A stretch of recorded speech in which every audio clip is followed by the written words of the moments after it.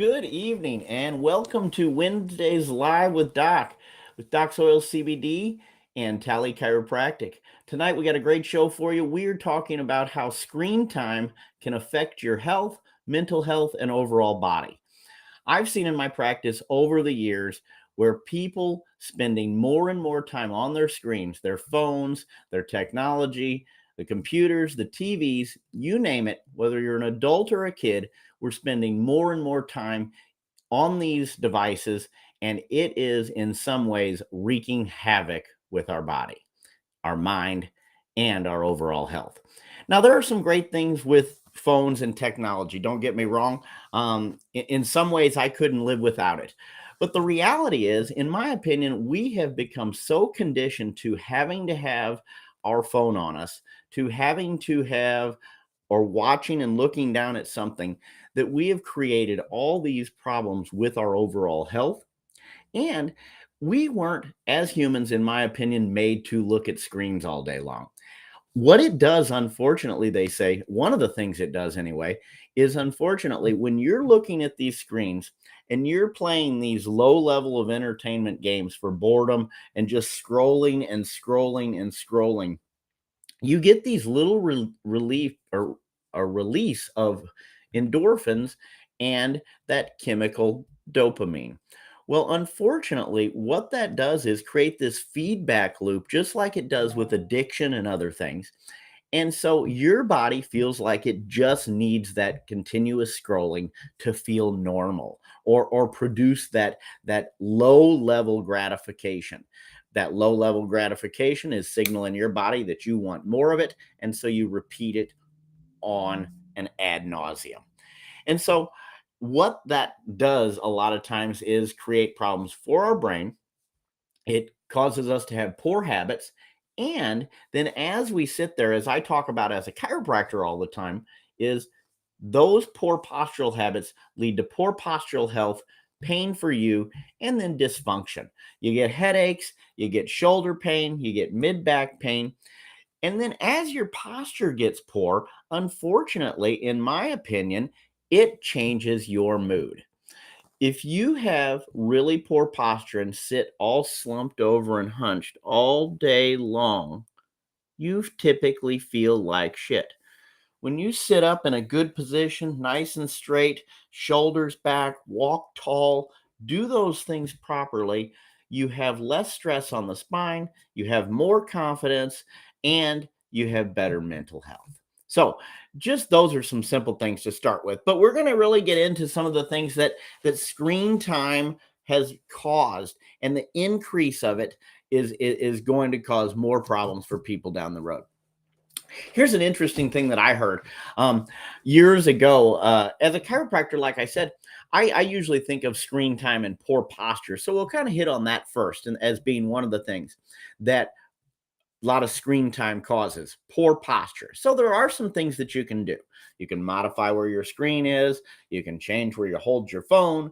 You can do less of it. But bottom line is, I heard several years ago that screen time in and of itself for kids, they're doing more than 4.5, 5, 6, 7 hours a day on their phones in this cramped position. What they're saying is by 20 years old, kids are getting arthritic symptoms. They're having decrease in disc height. They're having poor postural changes, and they're also in some cases even starting to get bone spurs. These are things that are caused by poor position, too much stress, and usually old age. But due to the positioning and due to the change in our neck position, what they say is that's equivalent to if you sit like this all day long, looking at your phone, the angle that your neck at is equivalent to a 4-year old sitting on there. So the weight of a 4-year old on your shoulders is the increased stress that you get due to that poor angle. So that consistently has created problems for kids. It's created problems for adults. And so these long periods of time that you're in bad postural positions are wreaking havoc on your spine. And so simple things to do there, what I've talked about in the past, is to really look at postural reset activities. I recommend a simple postural exercise that you do every half hour. You tighten your stomach, you take a big deep breath, you pull your shoulders back. I recommend getting up 5, 6 times a day, moving around, getting away from it. But then the other thing I think that's necessary, and I had this really interesting occurrence the other night. I left my phone at home, or at work rather, and when I got home, I didn't feel like coming back out to get it, and that would usually bother me. But it was really nice to not be on my phone all night. I noticed that I didn't have the pain from a postural standpoint, but I also noticed that I didn't keep myself at this low level of agitation, just kind of looking at different stuff. And then I slept better. They say that if you get off of your screen or get away from your technological activities, 2 to 3, maybe 4 hours before you go to bed, you're going to sleep better. It's going to promote REM sleep, so on and so forth. They said that people that were reading from their technological devices versus people that were just reading books, that their body didn't produce as much melatonin. And so then they weren't able to get into that REM sleep. And so then they didn't sleep as well. So that's another thing to consider. The other thing is it keeps your mind too active at night, plus the blue light. Everybody's heard about blue light and how it can be bad for you. They think that it kind of changes brain chemicals.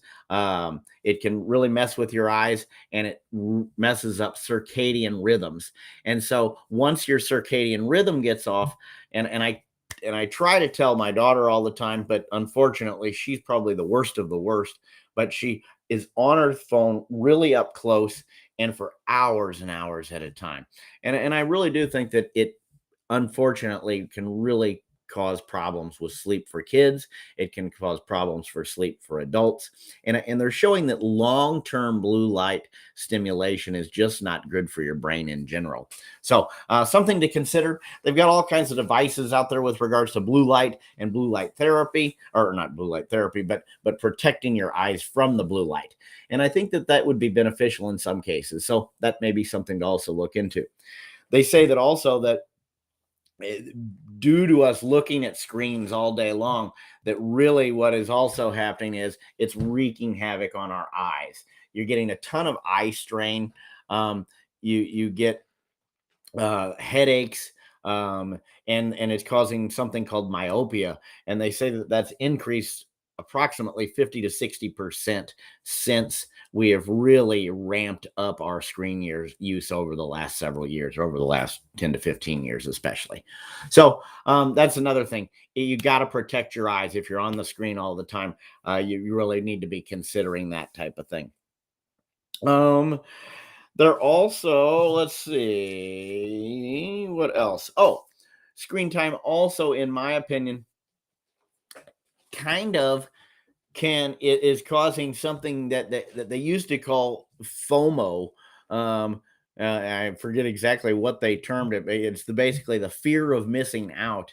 And what tends to happen on the phone is with all these social medias and things, and that if you don't have your phone on you at all times, you have this instant anxiety, or you have this fear that you're missing something. You might miss a call, you might miss a post, or you might not do this.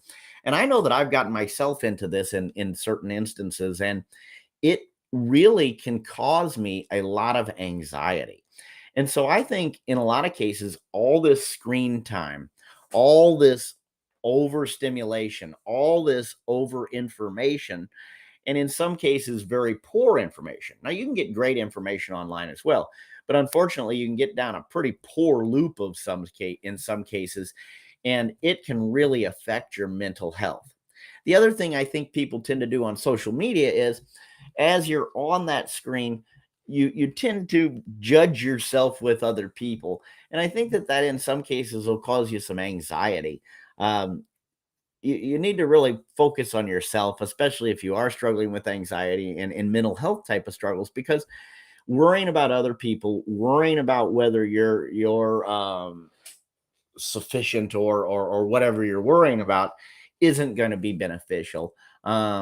and worrying whether somebody did this or somebody did that isn't going to be beneficial. So what I'd suggest there is just limiting the amount of time that you're spending on those type of apps, on those things that give you any kind of anxiety, and really look at it and be honest with yourself.